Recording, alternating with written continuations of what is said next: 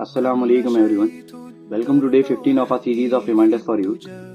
आज मैं एक मैसेज लेके आया हूँ यूथ के लिए, नौजवानों के लिए। एक जनरल रिमाइंडर है ब्रदर्स एंड सिस्टर्स के लिए। तो इसमें मैं आपको मतलब ये चीज़ बताना चाहता हूँ कि आज का नौजवान कितना गुमराही की तरफ पहुँच चुका है और उसे पता नहीं वो क्या कर रहा है। कि जिसमें मैं कहता हूँ आप खुद दीन को पढ़ो और उसे सीखो समझो, जिससे आपको पता चले हक और बातिल क्या है। कि अगर आपको हक पता चल जाए तो आप बातिल से गुमराह ना हो। और जिसमें कुरान ये खुद कहता है कि आप मतलब कुरान को पढ़ो, खुद से पढ़ो, उसे समझो, उसे सीखो।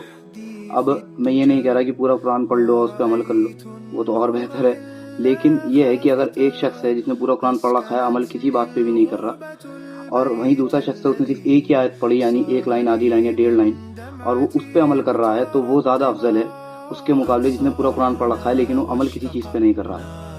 और इस तरीके से चीज़ें देखी जाएं तो आपको इस चीज़ को समझना है कि ये जो दुनिया है ये सिर्फ टेम्परेरी है। इसका मतलब अब ये नहीं कि अब मैं ये कह रहा हूँ कि आप दुनिया में कोई चीज़ अचीव ना करें। इस्लाम ने हमें चीज़ें दी हैं, मिसाल के तौर पे जब गोल्डन पीरियड ऑफ टाइम था और ऑटोमन एम्पायर तक, तो बेसिकली उस समय हमें इस्लाम ने इतनी चीज़ें दी हैं, अलजेब्रा दी है, ऑप्टिक्स दी है, फर्स्ट यूनिवर्सिटी दी है, और ऐसी कई तरह की बहुत ज़्यादा चीज़ें दी हैं। अब हमें वो चीज़ बेशक अचीव करनी है, लेकिन साथ में अपनी आखिरत नहीं खोनी और गुनाहों में नहीं पड़ना।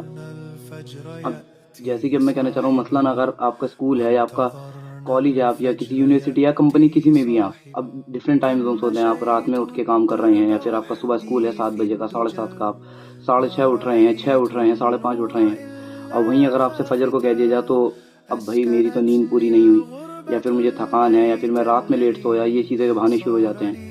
तो अपना आपको थोड़ा चेंज करें। और नमाज तो खुद उनमें से है कि जो आपके गुनाह को खुद रोक देती है। जब आप नमाज पढ़ेंगे आप खुद सोचेंगे कि क्या फ़ायदा, मैंने ज़ोहर पढ़ी उसके बाद गुनाह किया, फिर असर पढ़ी फिर गुनाह किया। तो आप खुद गुनाह को हल्के हल्के छोड़ना शुरू कर देते हैं।